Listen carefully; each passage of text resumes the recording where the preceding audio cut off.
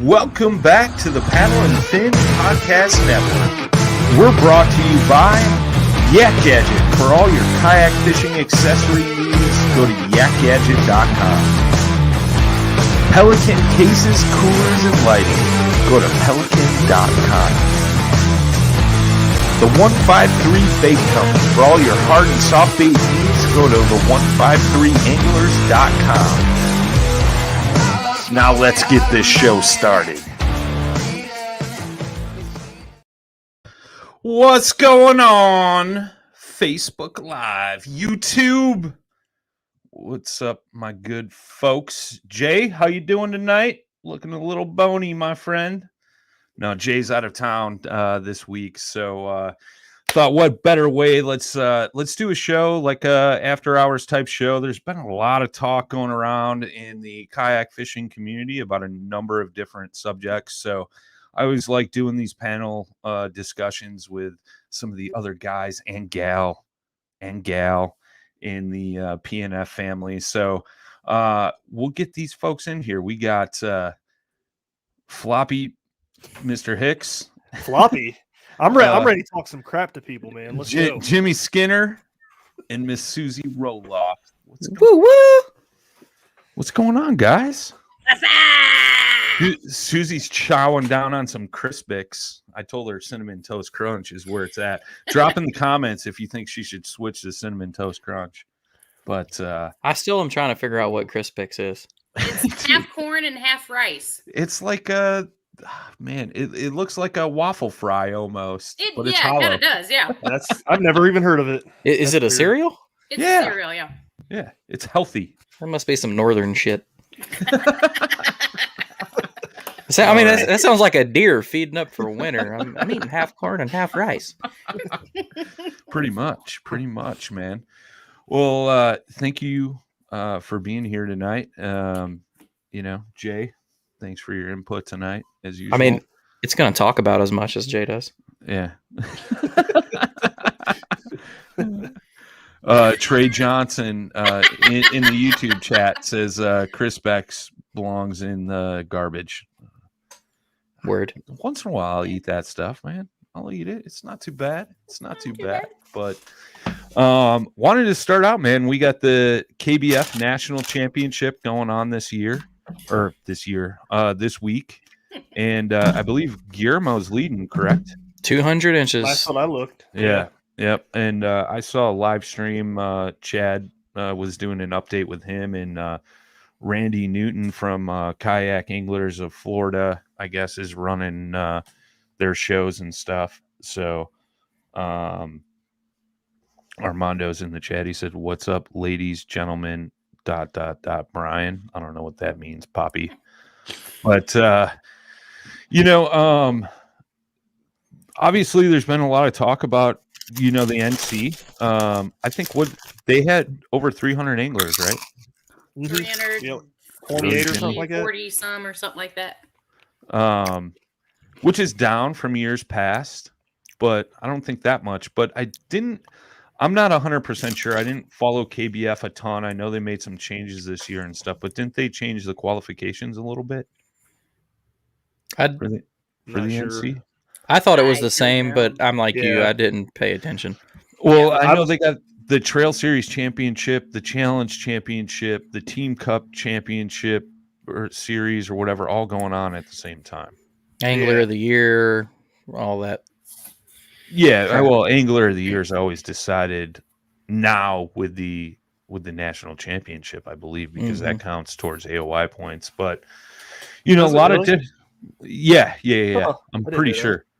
But a lot of different conversations. I know one of the conversations going on is they're using Fishing Chaos versus Tourney X this year. Which I hadn't heard too much bad about. Yeah, I like it. Yeah, I don't like it from the following the events end of it. I haven't personally used it, and the only thing I saw that people have been talking about it today that I kind of kept up with, oh Lord, it's a kidnapper stash over there. But some people noticed, I think Todd Patrick had a goof up where a 19.5 went in as a 119.5. Yeah, You can. I had guys putting fish in at a tournament this weekend on Tourney X that were popping up as 0.24 inches because Well, they That's a just small typed fish, 24. Well, they put 24 and pressed enter. we Oh. had that issue Yeah. in a paddle and fin tournament in Michigan. What? Yeah, we did. Yeah, Yeah. what happened there? Wasn't it like entered as like He entered it in as 0.75 like or something? 1 point something. Yeah, it's like 1.65 or something like that. So it automatically culled that fish, and it was after the ceremony because we had turned off the leaderboard and whatnot. And he was just like, "Wait a second, I should have been up there. I don't understand what happened." And he told me, he's like, I know I had another fish submitted. I was like, wait a second. So like I looked at his cold, and sure enough, it was there. It was just entered in as the wrong amount. Yeah. John Rapp. I'm gonna ban Nick Nicrelli, not for saying the Ohio Hammer is a sexy son of a bitch, but he said go Red Wings. Like, come on, bro. Seriously? He's only saying that because my Penguins jersey back here. Yeah, well, Pittsburgh sucks. Yeah, that's right too. We need to take Hicks out till he takes that jersey down. Go Preds, man. But no, it's interesting, and I remember that situation because it was like, you and I had talked like, what do we do in this situation? Like, Right. dude submitted his fish. However, It was on Tourney X. It was just on Tourney X. under It was the just wrong. wrong Yeah. length. So, those type of things happen. You're always going to have user error, but yeah, it seems like it's a little hard to follow. I know, like this morning, there was a lot of discussion, like in our group chat, like where's the 2-day total, and things like that. Ryan Milford in the house. He said, "How's those nails taste, Brad?" Oh, it was actually my stupid. I don't even know. It It was like was the his skin stupid. above my fingernail. It's Yeah. cuticles. Yeah. So it's been kind of interesting, like I did see somebody comment like on one of the posts somewhere. I think it was on the KBF page, like kayak anglers are always afraid of change and like they don't take well to it. So, obviously it's been a huge change for KBF this year, going full fishing chaos, and part of last year too, right? Wasn't it? Yeah, I don't think so. remember. Like that, yeah. No, I thought I it think started this year because the yeah. NC was the end of Tourney X. Yeah. Right. Yeah. Right. That's correct. So it's been interesting, and I also saw another comment posted out there, like both apps are great. They both have great aspects to them, and some have and they both have bad aspects to them. If we could just combine the two, we'd have one badass app for, fishing tournaments, which I totally agreed with. I don't have an opinion on Fishing Chaos myself. I've never used it. I haven't had to use it. I obviously have used Tourney X a bunch. Like, have any of you guys used Fishing Chaos to like submit fish at all? I signed I up for only- 2 KBF tournaments and didn't fish for either one of them. So, no. They got my money, though. I did the testing stuff that they did with it. I got to submit the fish while they were like in the testing phase. Okay. But other than that, like I'm not loyal to either app. I don't care. I'll use Sure. either one. Sure. Yeah, I'm in the same boat. Like if I end up fishing a KBF tournament, which is probably possible because from the sounds of it, the Pro Tour is coming back next season. So, that's kind of sparked a little interest back in me, and it'll be interesting to see what they do with that. From, what I heard briefly Chad talk about was, they're actually going to, after the first year or two, like they're going to gear it towards like an actual qualifying style system. Qualifying style system in Pro Tour, where like you pay your money up front for the 6 or 7 events. You're only allowed to miss one and all that good stuff. Milford in the chat says he used it one time. It was fine. His only issue is I don't want a bunch of different apps just for submitting fish. Totally agree. Like, I can see that. because Hobie was using that other app. What was it? iAngler? iAngler for a while. That one was rough. Yeah, it was. I never used that one. I used it to follow I used tournaments. it on both ends. I used to run tournaments on it and use it for tournaments. So it was a little rough, but this was like 6 years ago. Yeah. And then that's when Tourney X was starting to, get big up into popularity, and the easeability of building tournaments on Tourney X versus iAngler is kind of what iAngler lost at. Because building a tournament, from what I can remember back in the day, it was kind of complicated and not as easy. But as far as like fishing chaos from a somebody on an outside in looking in, my biggest thing is like if I want to really look at the fish, I have to download the photos. That's my big kind of pet peeve with it. Yeah, it's for just what? like I didn't follow that. When you want to look at somebody's fish, it only shows them up as like small images. If you want to look at a bigger picture, you got to download them. On iAngler or no, on Fishing Chaos. Oh, okay. Yeah. Okay. Because like I like to zoom in and look at these things, and like especially these... Susie's trying to find a flaw and be like, "Nope, you cheating son of a bitch." Too, but that was the other thing though, is that I've noticed that Fishing Chaos doesn't have watermarks on their photos. And remember that whole thing happened with Tourney X was some guy downloading other people's pictures from Tourney X and using them as his own. So that was my first I didn't know that was a thing either. Yeah, that's why the whole watermark thing came about. John Rapp chimed in. He said Gregory's events were via iAngler too. So I believe he's referring to the old river bassin trails and stuff. Yeah. So it's interesting, right? Like, things are evolving, you really can't complain, Shit. All we're doing is evolving and getting better, which is great. The funny bone. I smacked the shit out of my desk. I think it was last time I recorded with Drew. Somebody messaged me and was like, "I hate to laugh on your account, but what the hell happened in your video?" And I was scooting my chair up and I slammed my toe into my desk and silently screamed "fuck" a few times.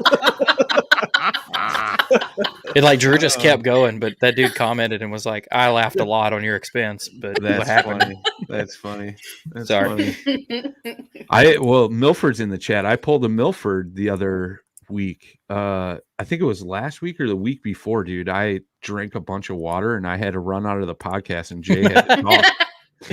I had to go use the bathroom, dude. So touche, Ryan. That was Dan Perry made a comment last night when we had some of our local guys on.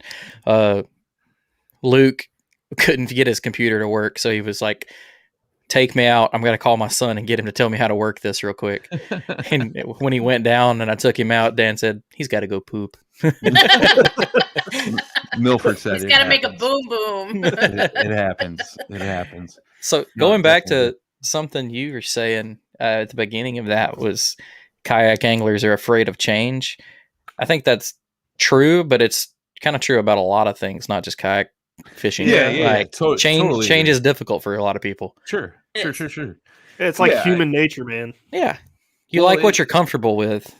And that's the thing too. Like I was thinking about it today because I knew I wanted to bring this topic up. It's like, and I'm considering, going back to the KBF Pro Tour next season, and I'm like, damn, I gotta download the app. I gotta, run through the paces. Like I remember when I first did kayak fishing tournaments and downloaded Tourney X, and I had to, get myself familiar with it. So I wasn't trying to figure it out on the water when I got a 20-inch fish on my board. You know what I mean? This is a huge announcement. Crazy, dude. Ryan Milford said Tennessee is voted to allow motors in all cast tournaments. I've seen some backlash from that. That's another topic too I wanted to jump into. I was on John Rapp's podcast. If you guys don't follow that, it's Rusty Hook kayak fishing podcast. He does it live Tuesday nights. And Chris Payne from Payne Outdoors had brought up motors, and he fished what was it? Lone Star State Throwdown? Was that just the recent Texas tournament? Mm-hmm. And he was fishing that, and he was in a Jackson Big Rig at FD, and he just felt like he couldn't like get things done because he didn't have a motor on his kayak. You know, and it's that age-old discussion. And I know there's been a couple YouTubers that have posted videos, Alex Fulgaria and the other dude. I don't like him at all. He's a D-bag. He used to I'm be super curious to who that is now. because I don't usually call people out, but this dude Exactly. I will. Well, I know it's not Greg Blanchard or Robert Field or somebody like that. No. This dude used to be on the New Canoe team back in the day, and he had a YouTube channel, and then like basically the kayak community like gave him the middle finger, and now he's like fishing out of a John boat.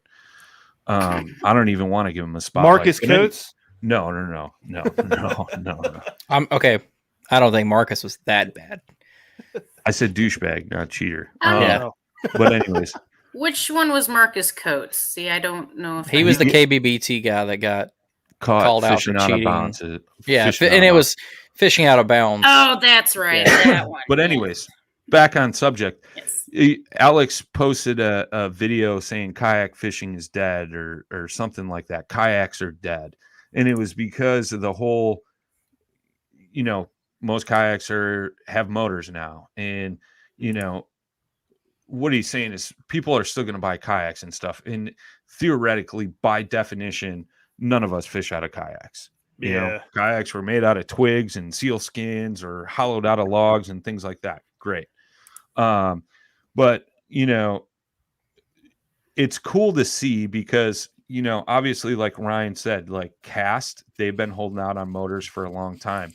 I know Indiana kayak anglers, they've been like going back and forth for a while. Hobie, still human powered event, which is great. Like, you know, it evens the playing field for those folks that want to stay human powered, whether it be paddle or pedal. But you do have the options like me. Me personally, I won't fish a Hobie event because they don't allow motors. You know, I'm a fat, out of shape guy, and I don't feel like paddling all over the place or pedaling. Like I did that when I fished tournaments. I'd much rather use a motor, more efficient. Nobody can say he didn't try because my man fishing. was doing it out of a blue sky. So Yeah, exactly. Yeah. But you know, to each their own, right? Like motors aren't going away. Pedal drives and paddle drives aren't going away. You still have bass. You got KBF. So if you want to use a motor, you can go fish those. And if you don't want to, and you feel like you can't succeed without a motor, or you don't want to get a motor and you want to stay human powered, you go fish the Hobie events. There's a lot of trails out there that don't allow motors as well. So like there's still those options out there. But it seems like lately a lot of people have been bitching and moaning about how like there's been this huge transition into motors, which I think it's just the evolution of kayaks. Like we all started out paddling, right? Then pedal drives were the big craze. Now motors are the big craze. Like, you know, I saw Nick Nicrelli chiming in. He said airboats are the future, you know?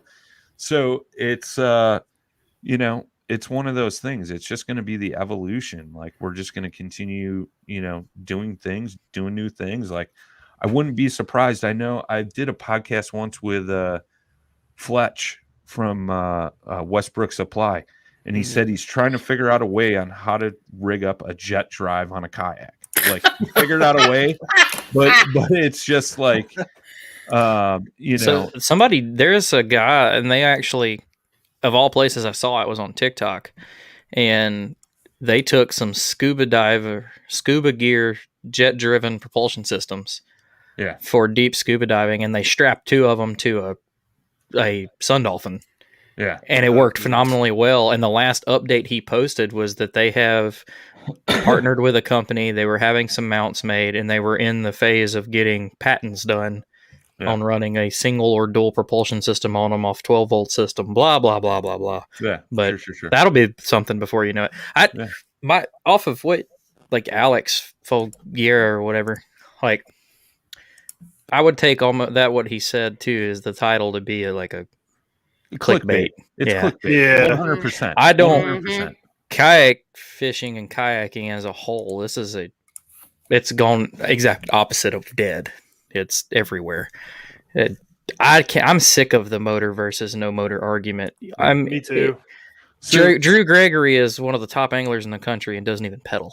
Yeah, and then right, people will be like, "Well, he fishes skinny water." Okay. Well, and that was one of the things we talked about in John's podcast was, you just gotta just because a guy beats you to a spot doesn't mean he's going to catch the fish. He's still got to catch the fish. Yep. You know what I mean? You still need that skill. Couple comments in the chat. Milford says, since most people consider Hobie as the alpha pedal kayak, they would almost be committing financial suicide to allow motors in their vents. Don't disagree with that statement at all. You do see a lot of guys with Hobies though putting motors on the back, but totally agree with that statement. Phil Robertson said, devil's advocate, leg disabilities make it tough to pedal and motors kind of level the playing field. I get that. In that situation, I know like all of our clubs in our state, which we have one that allows motors. If you have a medical issue with it, you get a pass. Like you get to use a motor anyway. Yeah. Yeah. So, it's the age old saying, man, like, I remember it in the big bass boat world. Like, one dude would have a 200 horse Merc and the next guy would have a 250. And it was like, oh, this guy's going to beat me to my spot. Blah, blah, blah, blah, blah. Doesn't mean he's going to catch the fish, bro. Like, still got to catch the fish. Dustin Connell fished it before he made it to the pro level, whatever I can't remember what his first pro level was.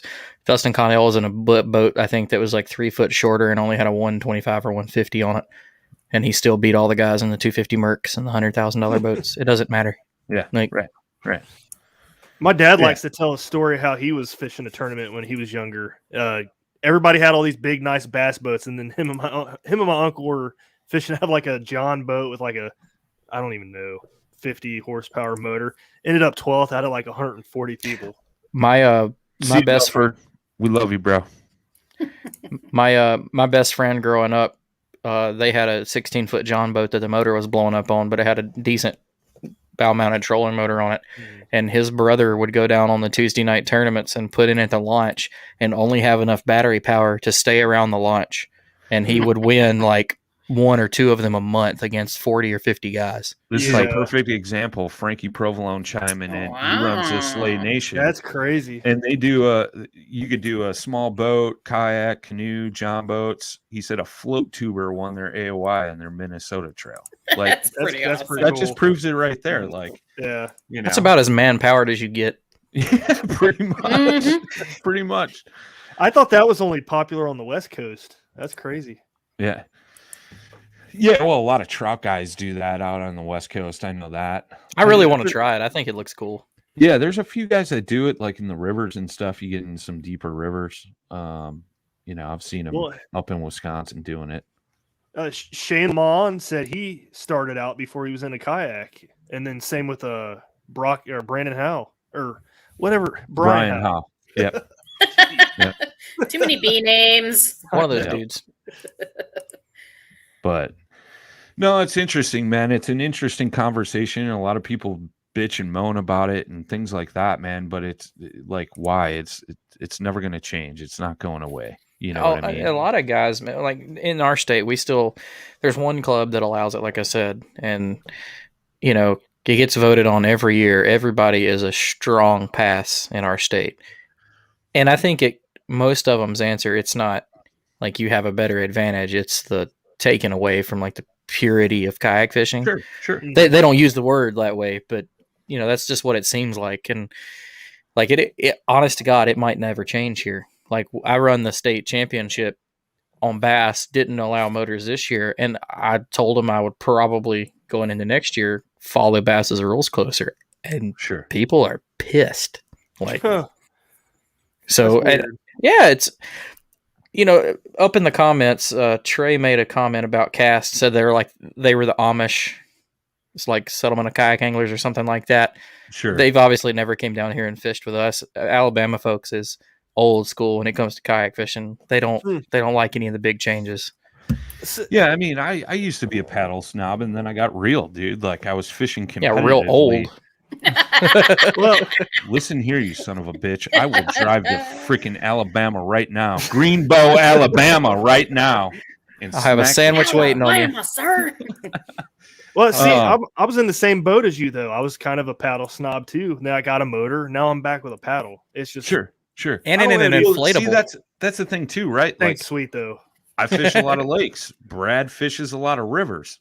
Makes sense. You know what I mean? Yeah, And it's all like what you're going to be fishing, I think, too. But like, I like was so set on like, oh, I'm going to fish tournaments paddling. And I'm like, this is dumb. Like, what am I thinking? Like, I might as well just burn my money up. Like, yeah, like if you want to cover water and you want to fish competitively at a national level, like, don't get me wrong. Again, Drew, perfect example, like still paddles.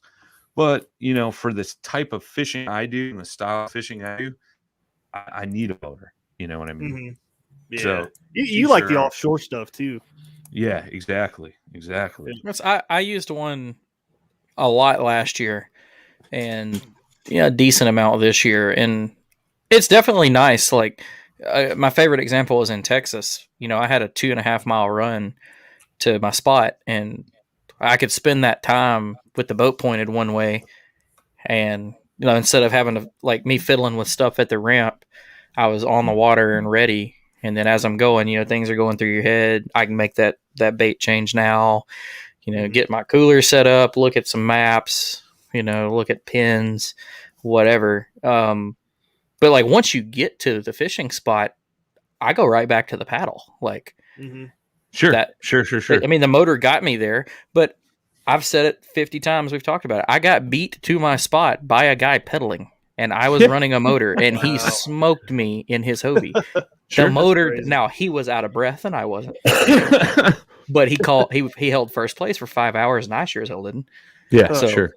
Like, there you go. Pedals was more greater than the motor on that day. Yeah, I mean it's the age old saying, man. There's more than one way to skin a cat, and it's just executing when you get to that spot.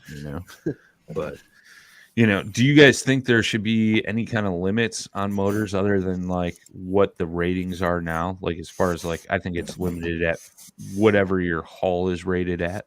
Yeah, they shouldn't change it. They should keep it what it's at now. I think. And I don't think it's like should they allow bigger? Most of those is a rating because of the safeties. Like Yeah. that's what this Right. thing can handle. Yeah. I agree with whatever that rating is because I think it's 3 horse kind of around the industry. Roughly. Yeah, roughly. Because I mean, the 1103 is supposed to be equivalent to a 3 horse. Brad Hurlboss pushes that envelope. He runs a mud motor for duck hunting on the back of his new canoe, and I think that thing's like 4 or 5 horse. It's pretty badass ripping through the marsh. I'm not. I'd like to try that. I dude. didn't know he did that. He's got some videos up on his Instagram or his Facebook, one of the two. Is that But- that long motor he has? Yeah. I got the big old that foot on thing's it. Sweet, dude. That's for ripping through marsh grass, Yeah. but in mud and 4 inches of water, and it shoots mud everywhere, and you better. They're the most loud, annoying things Oh, yeah. when you hear them come by, but they are so cool. definitely cool. But there's guys out there pushing the envelope, throwing like little 5 horse outboards on the back of their kayaks and things like that, which that's a thing too. Like I've gotten into that discussion with many people is kayaks don't have planing hulls, so it doesn't matter how much you up the size of the motor on the back, doesn't necessarily going to make you faster just because your boat's not going to get on plane. It's just going to push it through the water. Right. So I think like with motors, I definitely think there should be like how people are wanting pro kayak fishing. sure. I think that there should be in one day and like an elite series that's just all out. There's like whatever kayak, vessel, whatever electric motor, whatever, all, if you want to run a front motor, a back motor, and 5 graphs. Yeah, I know that conversation came up too a while back. Like, guys were talking about running a Torpedo on the back and then a bow mount with spot lock on the front. Gene Jensen does. That came up in the KBF leadership panel to see what the consensus was as far as allowing it, and it came down to they weren't going to allow 2 motors. They were just only going to keep it at 1 because a lot of the discussion was, well, okay, once you start allowing 2 motors, what's the next thing that you're going to have to decide on? Like how much further are we going to keep pushing, the envelope? And again, a lot of these things are evolving as, the kayak fishing industry is evolving and everything. And, there's a lot of people who are, old school who want to keep things, down to the, natural part of everything where it's just, the vessel and the paddle or the pedal, whereas you get all more electrified, does it take away, part of that uniqueness, I guess, in a sense. More money in motors than the boat and tackle combined. Yeah. Which is true. I mean, when you figure in a lithium battery, the motor, all that stuff, you're pretty much right about the same price as a kayak. That's a lot of weight. Oh yeah, this is a great question from John Rapp. Said 2 more, Big Daddy. I was hoping he'd say that. That's right. Jerry Ward brings up a great comment. 2 motors, not faster. And it's going to take away your efficiency from your travel motor because you're going to weigh more. Yeah. So this is a great question. Bow mount versus stern mount. What's everybody's opinion? Jimmy? For me, for my style of fishing, it's stern. I use it from A to B, and then I use the paddle for precision. And I don't like the stuff in front of me. I don't like the head of the motor being up for how I cast real low and do a lot of loop casts. Spot lock is a cool feature, but it's not, I don't think I'd utilize it.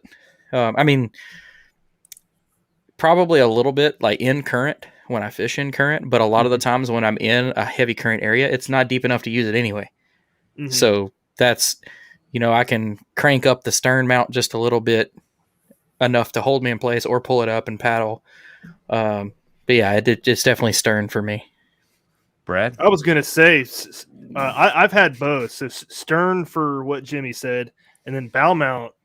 I didn't use spot lock much either. I used heading lock more than anything. That's a cool feature. That is a really cool feature. Just being able to cruise a bank and just keep casting and casting. See, I would never use it for that. I would like point my spot out and get a straight line and just like kick back. Well, the motor guide's not very good at keeping that straight line when you're full speed on heading lock. Oh, really? It zigzags. Oh. Susie? I don't have a motor. I couldn't tell you. No motor. She's a purist. Hobie snob. No, I'm just kidding. I'm kidding. Hey, I don't have a motor anymore. Hey, I started out in a sit-in Pelican, so we all so started somewhere. We all started somewhere. Now imagine this: my tall fat ass in a 10-foot sit inside Pelican. I would pay money to see it. We should have a tournament one day where everybody has to bring a kayak under like $300. That's what we should do at the next Paddle and Fin meetup. Like, get a bunch of like shitty Pelicans, just a bunch of rentals from somewhere. Or Sun Dolphins, and we got to have a person that stays dry and doesn't fall out wins. Well, my inflatable don't fall in that price range, but would it be eligible? No. Sit insides only. Why not? Yeah. Sit insides only. I prefer stern mount. Like, I've always run it. Like, this year, fishing out of the big boat and having spot lock, like, it's pretty badass for some of the offshore structure stuff I do.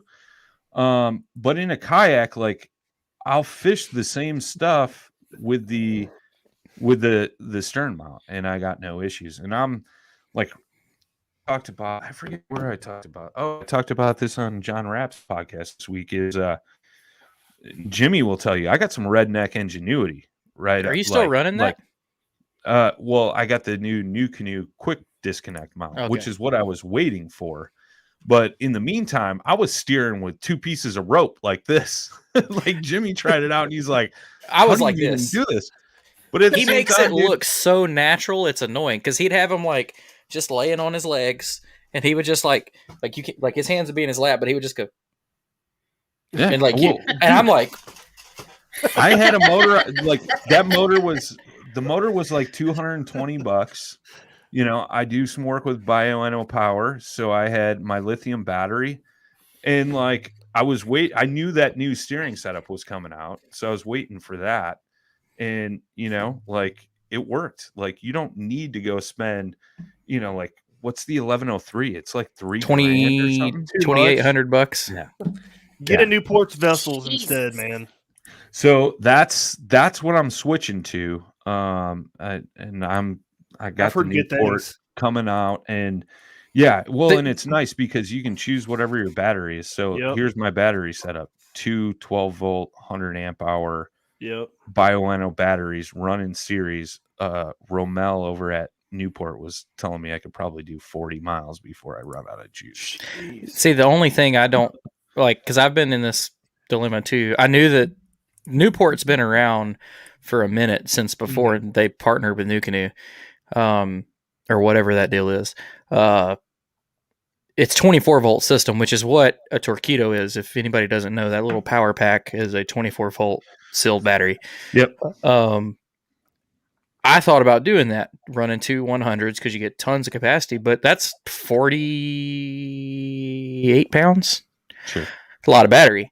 You can always go, because it's going to be efficient at 24 volts. I think you could go with a 54 amp hour that's 27 pounds at 24 volts with Bioenno.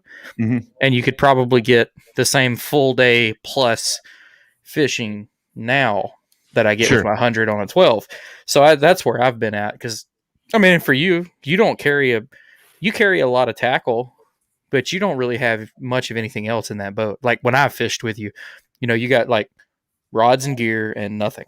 Like, one style we didn't bring up, which I know John Rapp uses. He said center console pod mount. Wes is chiming in. He says this pod mount as well. Like Yak Gadget makes that pod mount setup for a lot of boats out there. The Feel Freeze, the Bonafide, Vibe, all of them. Vibe, like, and I've heard a lot of good things about those. Like the only downfall I heard is like it's only got 2 or 3 speeds, but still scoots you across the water.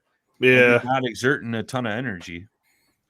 Yeah, it's funny when John or people were posting about that pod mount on like the Bonafide pages and stuff, and everybody's like, "Don't use it; it'll avoid your warranty." And John goes on there and he starts setting everybody straight. It's pretty funny. Yeah.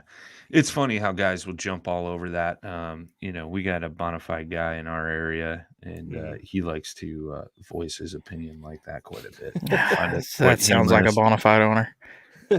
Susie knows who I'm talking about, so she's laughing a little bit. But the old D man can get a little carried away with his opinions sometimes. But it's interesting, man. The whole motor argument, it's never going to go away, Nope. But it's interesting to talk about it, and I think it's cool too. Like I said, like I love a bow mount with spot lock in a big boat, but like when I'm in the kayak, dude, that rear transom mount motor is just badass. Yeah. It's I like it works so well, especially if you have a good boat that cuts through the water so well. Again, going back to your setup that you had. Oh yeah, definitely, Brock. That heading lock would be a feature I would use. This is the comment of the night, dude. We are doing this. This could be fun. Next meetup, $20 entry. We're gonna joust it out on our kayaks. Down at Eastport Marina on Dale Hollow Lake. It's happening. What are we using? Hope your insurance is up. Yeah. We'll just use big swim bait rods. Oh no! Everybody go buy an ugly stick. 3,700 box. 3,700 box is your shield. Yes. And you gotta get a heavy frog rod. I'm so great. Jimmy said the ugly stick catfish rods. We could do that. We could get Matt Robertson pro out here. He'd probably be in on that. Yeah, let's do it. I want to. Oh man, I want to go against Jay. First round. Jay, rolls around in his kayak like this. Exactly. You could just be like, he'd fall out. Kicked back. It's funny, man. Yeah, Richard, I hope your insurance is up because this is going down right in front of the restaurant window. Like, people are going to be like, The hell are they doing? They just got some beef they got to settle. Don't worry about them. You Did you know, like the It's a special? new sport. I've also got the inflatable T-Rex costume too, so you know we can make. Oh, that's got to go down. That's got to go down. A Trey buddy is of mine- asking Oh, if good. we'll be at Dale Hollow in 2022. We absolutely will be. We're starting to talk about that now. So Trey, we we'll get might there. even be working with one of your favorite clubs down there. So shh.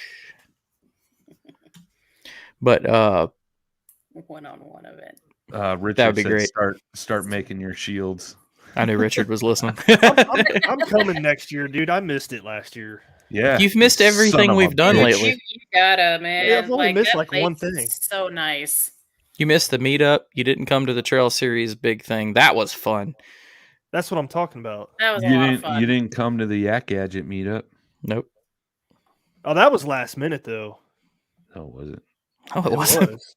No, it wasn't. Like he told us like a week before. I was like, It was like, no, he no. told us like a month and a half before. well, then I didn't see it until like a week. You're before. fired. But yeah, so schedules are starting to come out. Anybody see anything interesting? Like they're looking forward to maybe participating in next year as far as like the big trail series go? Yep, Go ahead. I'm winning the TOC next year. Oh God. Okay, I'll give you my honest opinion. Brad, if he took the shit a little more serious, I bet you he could. Brad is a damn good angler, but his like, and I don't hate you for this. Like, Yes. you John, could, but it's not bring your me more thing. I respect that. moonshine. Oh God. Oh, I Sorry, forgot man. about that. We drank so much shine Oh. that night. God, that was so good. We were I've drinking never shine on really- our boat. The people next to us had shine. They let us I've never have. had shine before either. Like, You want to know how to get rid of COVID? of Everybody in 3 houseboats had their lips on that jar. That's nasty. That is true. That is true. Oh, the peach. Oh, God. Oh, that was so good. Oh, But I need more. national trails, what are you guys looking forward to? What are you guys expecting? Like any big changes you think that are going to come out? Go, Susie, because me and you talked about this recently on the Yeah, show. we did a little bit. But you know, they haven't released much anything past what, like March, February. Bass March. is. I'm sorry, Bass isn't out. KBF is through the end of February. Hobie has their first 5. I don't really know First the 5. dates. Yeah. I think Hobie was like 2 June, maybe I think It's it like was June. May or something like that. May or June. I still got it. See, even Richard's calling you out, Brad. He said you really missed out.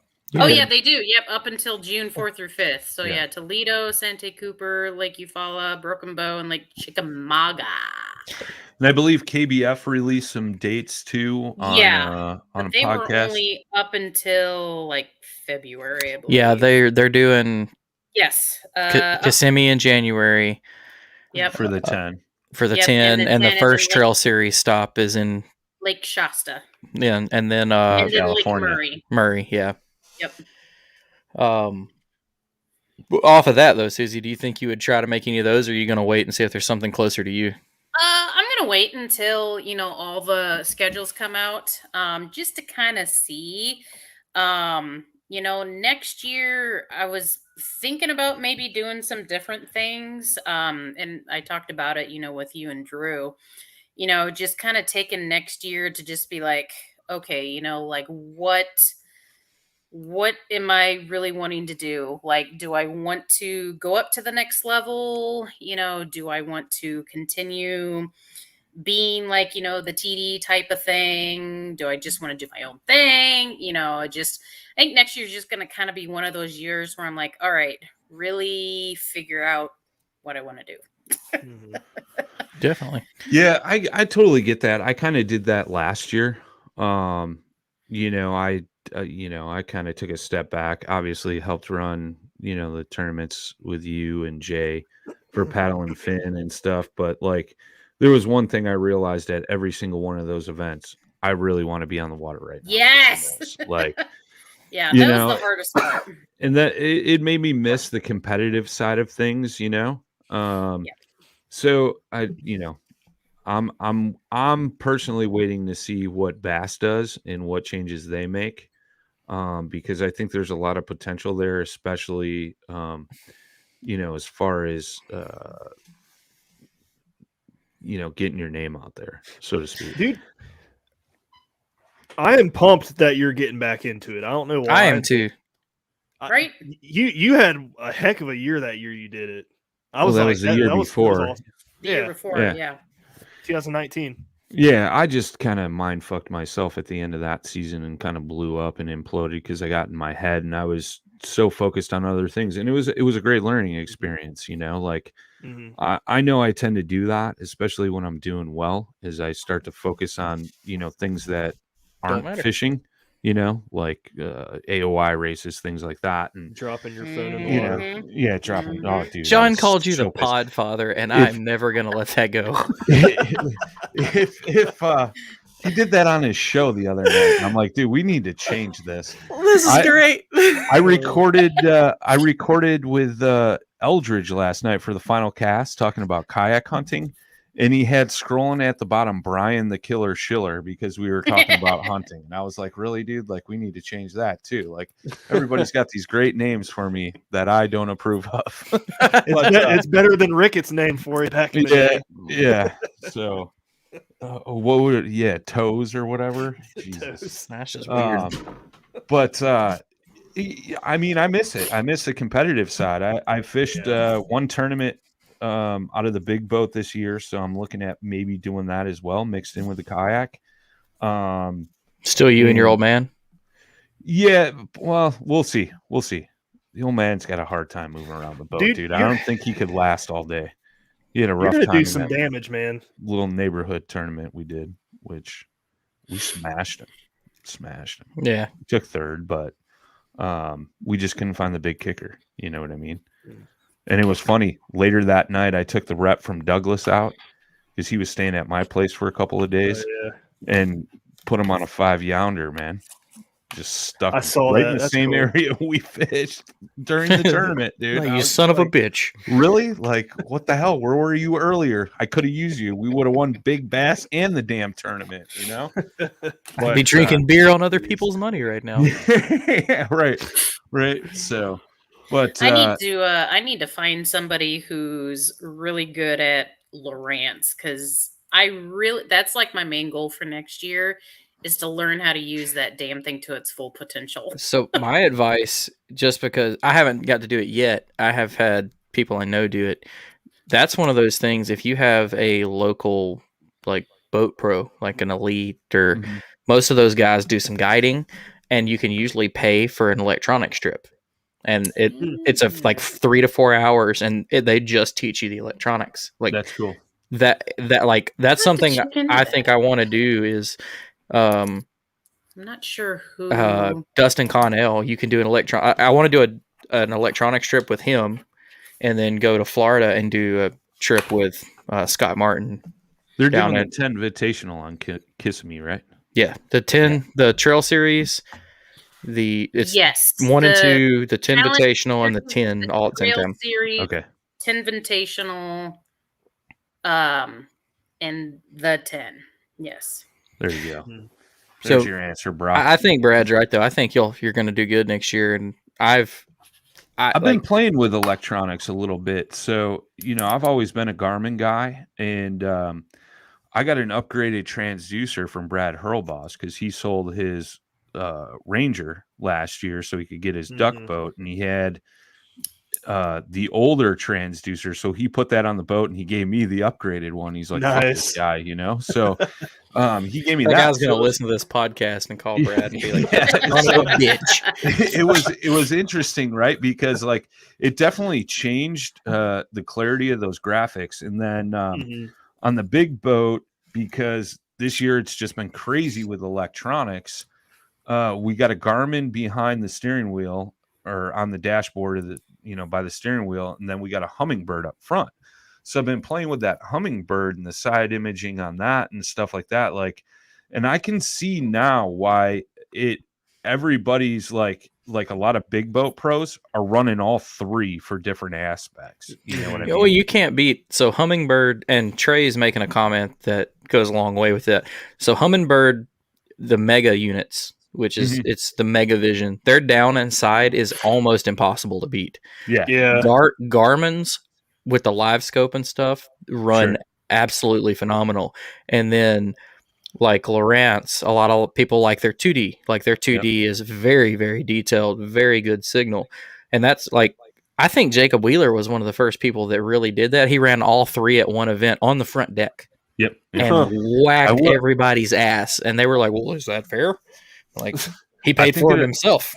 I think it'll be interesting to see what's on the front of his boat this year, because I saw him hanging out in the Hummingbird booth for quite a long time down in ICAST this year. But going back to what Trey said, he told me this story, and Adam Reiser is like the Hummingbird like god. Like, ooh, I got me one. I'm gonna have to talk to him.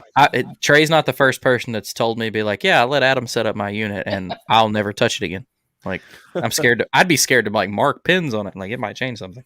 I agree with this statement from Rap. Electronics probably more important than a motor if you're well versed in using them. Like, I'll admit, like, a lot of my success when I was fishing tournaments, like, a lot of it had to do with that electronics. You know, learning side scan, reading that side scan, like finding subtle things where, you know, fish were going to be held up. Like my PB Smalley down on Table Rock, dude.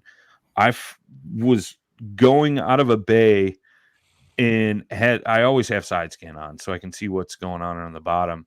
Saw a rock pile, pitched my jig to it, and pulled up a 20 3/4. Like, you know, like I would have never fished that spot had I not seen that rock pile. So when I got into electronics, and a lot of it's like was budget stuff. When I got into kayak fishing, it was, you know, you wanted, well, I'd like to at least know what water temp and depth is.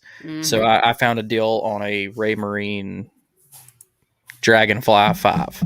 I think, yeah, that's right. And it didn't have side scan. It just had down and chirp. And it may have had navigation. I can't remember. Use that, and I always thought that it was great. You know, every now and then you could find you find your bait, you see laydowns, you know, trees, stumps, rock piles, whatever. I did not realize what I was losing by not having side scan. When the first trip I ever got to take I borrowed a buddy's boat and had side scan on it, and that's what intrigued me to give it a try.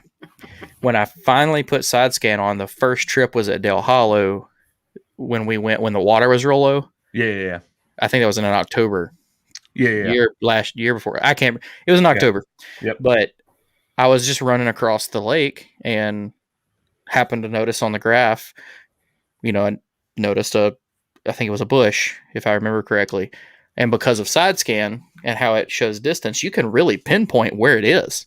Like, you know, this is where my transducer is. This is the distance away from the boat. And I flipped right over there with a chatterbait and caught a fish right off of it. And I was like, holy cow, I've been missing out. Like, it's definitely a tool. And I'm not, like, I like shallows, man. I like, most of the time, especially with the Raymarine, I'm so shallow, it don't do nothing. Like, it does me water temp. Yeah. That's about it. That, and like my home lake, a lot of the places that I like to fish is just nothing but weeds. And, you know, it doesn't matter how clear water or how good of a fish finder you have. It's just so distorted because it's just, you know, nothing but weeds. So, but I mean, that's what I'm kind of used to anyway. Yeah. And then like people like Dan Perry's great with electronics. And, you know, I told him this year, like, he's a really good ledge fisherman, like offshore guy. And I was like, you know, I'm kind of starting to understand my electronics. You know, would you show me? And the day that we went out together, we didn't really have much success, but we had some phone conversations, and he had just told me a few things. And having the side and down, I went out there and capitalized. I've literally never caught fish like that before, and you know, pitching big jigs off of the first ledge off the shore, and I was able to find that defined edge, and then find structure off that defined edge, and then based off information he gave me, be able to narrow down the high probability areas. And I caught fish. That was one of the most exciting days I had this year. And I don't think a single one of them fish was over like 17 inches. But I was so out of my zone. Like, I'm out here paddling around in figure eights, graphing, look like a complete idiot. I'm not even sure if I'm doing what I'm supposed to be. And then I'm like, okay, this is what he said. This looks right. Drop a jig, stroke, smoked it. And I was like, oh my God, I did it. And then I did it like 4 more times, and I was like, well, this is awesome. Like, I can learn something from this. Like, See, and then I haven't fished, I think, but once since then. So I've been without a fish finder for, I don't know, a few months now since I sold my kayak. it hadn't slowed you down none. Well, I actually fished a spot that I usually fish with a fish finder on the river here, and I fished it Wednesday. I could not find the hump. I'm like, I do not remember where it's at. Isn't it crazy how an area that you Yeah. can't find the spot? Yeah. Yeah, I was sitting there trying to find the drop. I was like, I can't find it. But when I have that fish finder and I find where there's these river ledges and stuff, I immediately like switch my baits. I throw something different there because that's how I fish. Yeah. So I'll fish like the deeper stuff right down that freaking drop off, and that's where they hit. I know what that's like. Like, even with my electronics, there's a spot. I have a hump on Gunnersville that obviously doesn't move. But I swear to God, every time I go out there, it's somewhere different. Like, Yeah. like I'll be feeling for it and be like, nope, Where you at? nope. Looking on the Where you at? mapping, it says it's there. Nope. And then I'll like move 100 yards and be, oh, it's over here now. I swear to God, I took Catherine Fields out there. It was like, yeah, there's a hump over here. We searched like a quarter-mile area, could not find it. We moved over like 100 yards from that quarter mile, and we were on top of it. I was like, I swear to God, this is not where it's usually at. Like, That's weird. but Yeah. it was hilarious. Well, Brad, what are going back to the schedules? I know you don't fish national, but have you thought about just swinging at one just to go out there and maybe cash a big check? Or are you just gonna do any local stuff anymore? Or Dude, I had the hardest time trying to afford even local stuff this year. It's been tough. So yeah, I know you had doubt some it. truck trouble and I stuff like- I sold 2 kayaks because of car troubles, and yeah, it's been stupid. I understand. Like I'd like to not think about the money I wasted on national events this year. But now I don't go into it. I'm competitive. It's fun. But I said it from the beginning. I like to go do the national stuff because I spent my whole life not ever traveling really out of the state much. So I would love to do it. It's just, yeah. So the last 2 years, that's what it was for me. Like I said it when we did the KBBT show. Like Greg Nozar was like, nobody spends $250 just to go hang out, and I was like, I'll do it 5 times a year. I don't mind. It's just money. Like, Right. and I don't know. And going into next year, they're like talking about this. Like, have I seen anything that looks good? Kissimmee is. It doesn't even matter who's holding it. Like KBF is again. That's the event I wanted to do most this year, and we had like I can't remember what it was. I think I had a big job that I bid that they jumped on, and I couldn't go there. And that's because where the Kissimmee event is, man, Fellsmere is 45 minutes from there. You have a chance of catching an 11 or 12 pound bass. Like you have that chance anywhere in the country, but it's such a high probability there. And I just want to go fish in those waters, paddle only, no motor, marshy, Florida big bass. That's just, I want to do that. Did you guys hit on this question yet? Best unit around 500 or not yet? Mm-mm. We were finished. Me and Brad hadn't talked about the tournament choice. Nobody Like, wants to hear from you. fuck you.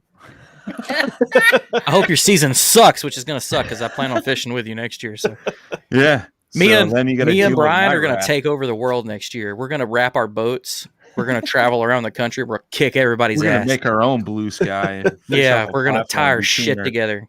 That'd be funny as Dude, hell. I would love to see you guys beat everybody. That'd be awesome.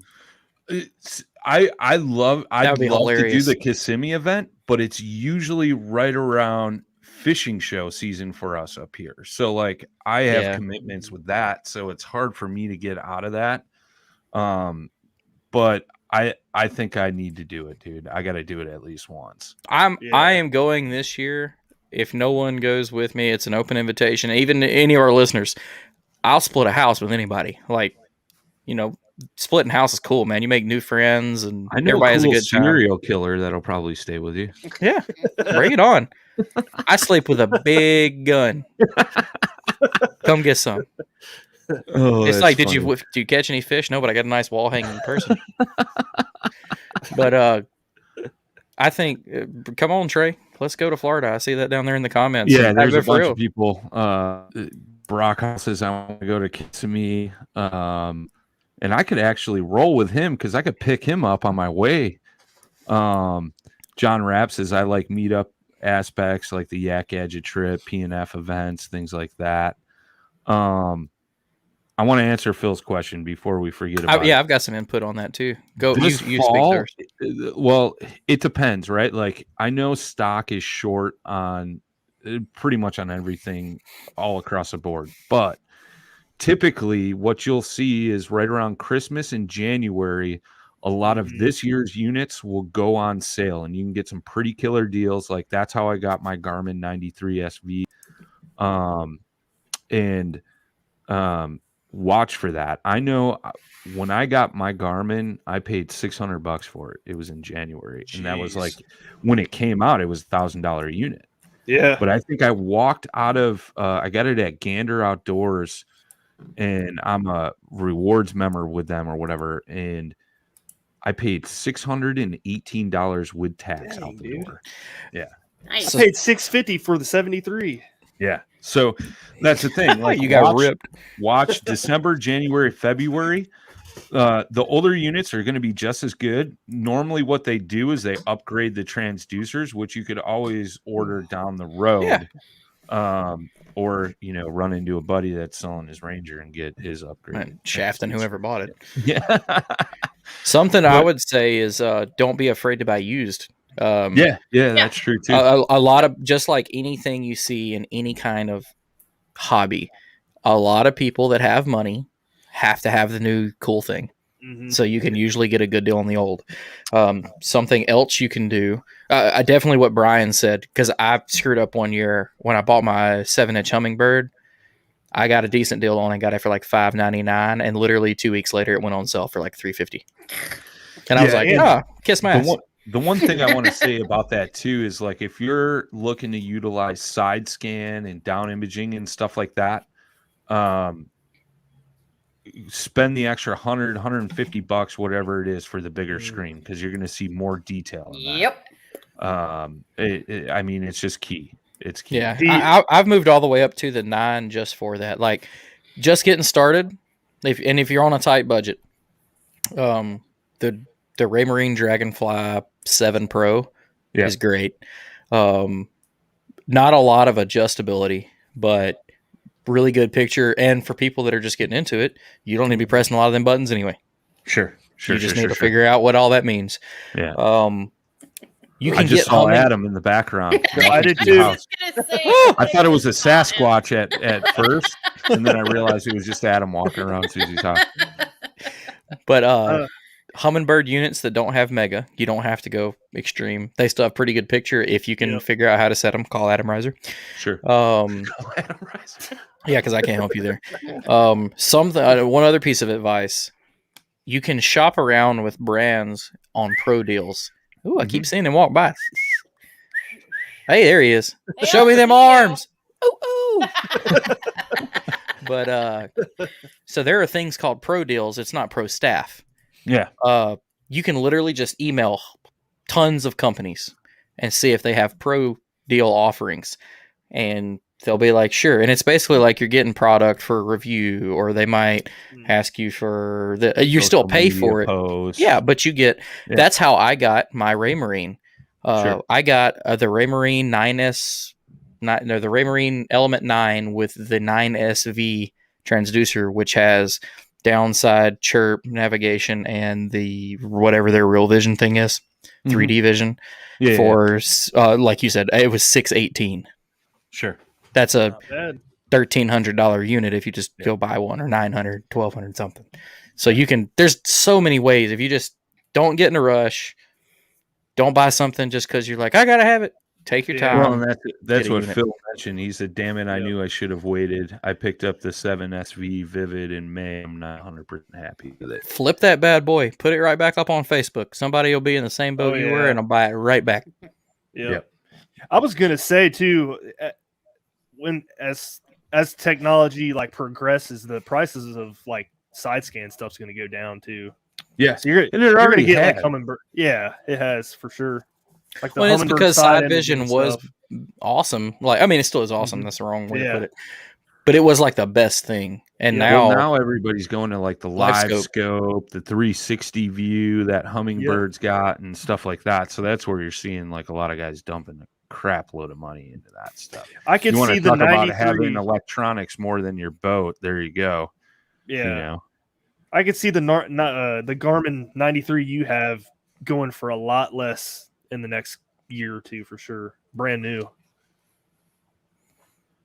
I don't know what's anything gonna about the Lowrance unit. The Hummingbird 4DI, I'm not familiar with either. I would just say Humminbird. A lot of people that run, I mean, there you have Lowrance lovers, but like across the board, most of the people that I compared electronics with lean towards Humminbird.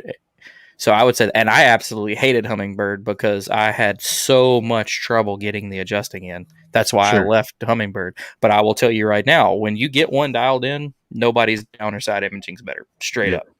There's a lot of features on this Humminbirds for sure. For sure. Which I think is what makes them better. Is you just have to know how to use them. Yeah. 100%. Right on. Well, we're a little over an hour, man. We'll start wrapping this up. Boo. I thought we had some more topics. What do you want to talk about? We'll just have to have a part 2. No, I'm in for that. Yeah, we could do this again next week. Who knows if Jay will be here? Jay, you going to be here next week? Okay. No. Good talk. Jay will be back. He's down in Tennessee. And he didn't call me that son of a bitch. He's just making a run down to drop some stuff off at the new place. Richard says Eastport Marina's got a deal right now where if you apply for a sports credit card, get $100 gift card. If you spend $1,000, get $200. If you spend $2,500, almost no interest for 12 months. Your boy can spend money quick. What am I spending money on, Richard? Do I get like 10%? Do I get like 10% ownership of one of the houseboats? Because I'd be down. That's what we should do. We should all chip in our money and have a paddle and fin houseboat and just park it at Eastport, dude. As long as we can wrap it, paddle and fin, sell a big flag, run around Del Hollow like we own that bitch. I mean, slide off the slide on the back deck, not get in trouble. You can't do it at the marina. Brian, we need out on that. I did. I was smart. I made JP go first. It was a good thing. I was playing it safe. JP, the firefighter, living life on the edge as usual, got us in trouble. If Richard hadn't called, you were going in. I had already taken all my valuables out of my pockets, and you were about to get Bill Goldberg speared off that bad boy. You would have gone with me, my friend. It's fine. I was ready. I was ready. What was it? He was like, "You freaking white people! I know I was going in," or something like that. Titus. Oh yeah. He was just on the way other side of the boat because he knew what was up. Oh man, that's awesome. He was like, "I'm the smallest person here. I know how this goes." If you guys are interested in that deal, for you guys watching now or listening later on the podcast, go to eastport.info and that's their website. All their phone number information will be there. Get in touch with Richard or Nathan or the big boss Wendy down at Eastport. See, didn't forget the big boss this time. I'm so ready for some more food down there. Oh, dude, yeah. That nacho bar, I thought I was going to have a heart attack that night. I swear to God. Oh, my God. I think my favorite one was the night that she stayed open and she was like, "Here's all of the leftovers." And then she wouldn't charge us for it. Yes. She probably got tipped like 4 times what that meal cost because we were like, absolutely not. It's like a hodgepodge of just like everything. I had like 2 steaks, cucumber salad. There were like burgers mixed with like pasta. We had all sorts of food flying around. So good. It's definitely family down there, man. It's awesome. We love those guys. They've added cameras as well. Ooh, well, you're gonna get to see a lot of us on those, I guarantee it. Streaking in front of the cameras. There's something blinding the camera. We can't tell what it is. Oh, it's just Brian's ass. You just see Brian's face scroll down.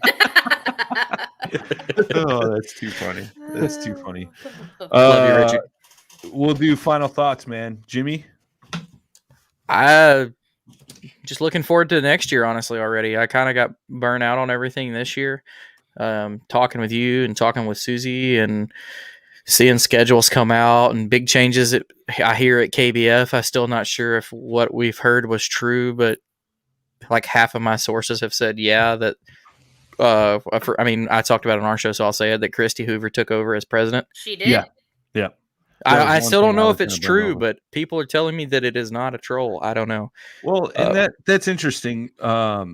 Before we end, like I saw that as well. I think it's going to be better for the KBF organization, and this isn't a knock against Chad. I think Chad tries to Shut up, do Susie. way too many things, Yeah. and Take something off his plate. Take something off his plate. She has always done an awesome job with KBF. And she's a sweetheart too, man. She is great. She's great. And I think it's going to be great for the KBF organization. There's no doubt in my mind Chad will still be involved, but Chad has mentioned in a bunch of his YouTube videos he wants to focus on some other stuff, mainly his YouTube channel, creating content, things like that. Awesome. Which is great. The stuff that got him where he is. Yeah, and I think the biggest problem is he's been trying to do that and KBF and many other endeavors mistakes get made that way. Like, trust me, like I make mistakes all the time. Like, I have a normal job, I got the podcast, like I got Rocktown sponsorships, things like that. Like, I'm not perfect, man. I'll be the first to admit, man, it's a lot to keep track of. And the organization he is started, like that's even more, dude. I can't even imagine the type of stuff like he's dealing with on a consistent basis. So I think it's great for the organization. Congrats to them. I'm sure that wasn't an easy decision for Chad. And like Maybe I said, it was though. I guarantee you he's still going to be involved. Well, what I take away from it too, I mean, yes, he'll still have a say so in it, but I mean, Mama gets what Mama wants. Mama, you do what Mama says, and like everybody across the board likes her. Sure. So a lot of people would go at Chad because of ego. Yeah. You don't agree with how he does. It makes way more sense. Exactly. But like going back to the thought thing on it, like that, a lot of that has like got me hyped up for next year. Me and you've talked about like legitimately like doing it together a little bit, chasing bass around and sure try to take it a little bit serious, or go around and fish a bunch of places and film stuff. And I don't know, I'm kind of ready for next year. Right now, I want to focus on hunting. Brian and them already got our season opens tomorrow. Brian already got one. Congrats, dude! Food in the freezer. Yep, I'm getting down with it Saturday. That was the arrow hit the deer. But I'm curious to see how next year goes for everybody, and I'm also ready to see what we're doing next year as far as paddling fin, man. I'm ready for hanging out with all y'all folks and see what events we got coming up and what new, man. We've ever since I've been a part of this, we've had all sorts of cool big new announcements and people that want to be a part of it and all sorts of stuff. I just can't wait. Yeah. Heck yeah. Susie? Final thoughts. 100-pound sacks at Banner Marsh. That's what she's talking about. Oh my God. That was like the best day I've had at Banner Marsh. Not just like fishing wise, but just like everything wise.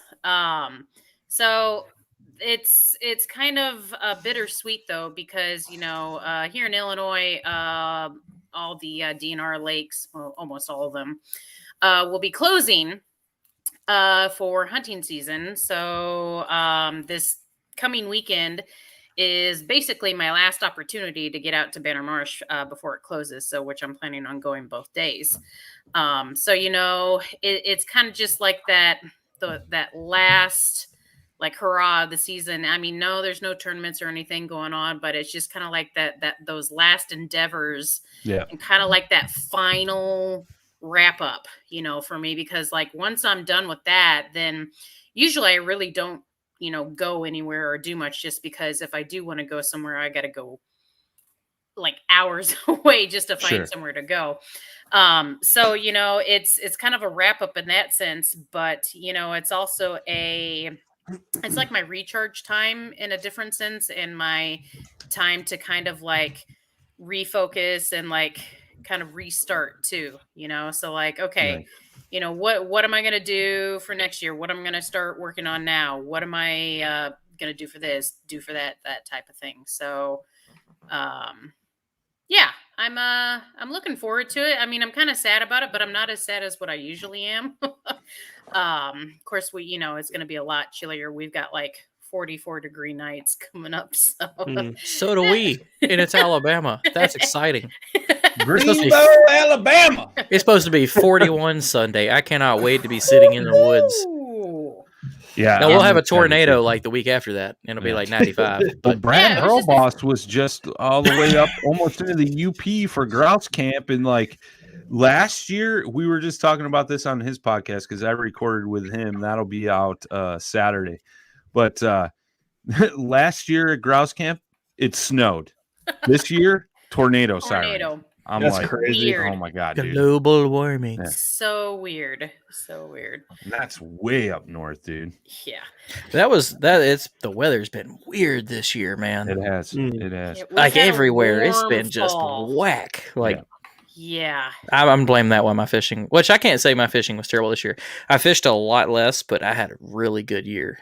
I ended my year when I'm usually really good in the fall. That's kind of like when I like to fish, and I literally haven't fished since August. So whatever. Yeah. Nice. Bradley, final thoughts. Onker. Go Penguins! People give me crap about it, but I am looking forward to putting my dry suit on and chasing some winter smallmouth. Oh, big again. bird! Because that That's was your a thing, blast dude. last Yeah. year, dude. It was You a crushed blast. it last winter, dude. Crushed Heck it. yeah. I'm gonna get I'm me a ready. green dry suit, and I'm gonna come hang out, and we can have the like Sesame Street gang. You'll Oscar be the Oscar Grouch. the Grouch. Nice. Yeah. Justin's Big Bird, right? No, Justin You're has Big a green Bird. one. Yeah, I'm Oh, Big he's- Bird, and Josh is a Cookie Monster. Oh, that's right. That's right. Cookie We need an Monster. Elmo. I'll wear red. But yeah, See, like- I don't care. There's a river not too far from me that apparently does hold smallies, but I know that they don't get like up to decent size just because it floods every spring, so they can't spawn very well. But I've been meaning to make it a thing to like get a dry suit to go down there and just start learning like river stuff. Get out there and do it. I know. Well, I just gotta. She's find, saying like, the this, right and she's dry gonna suit.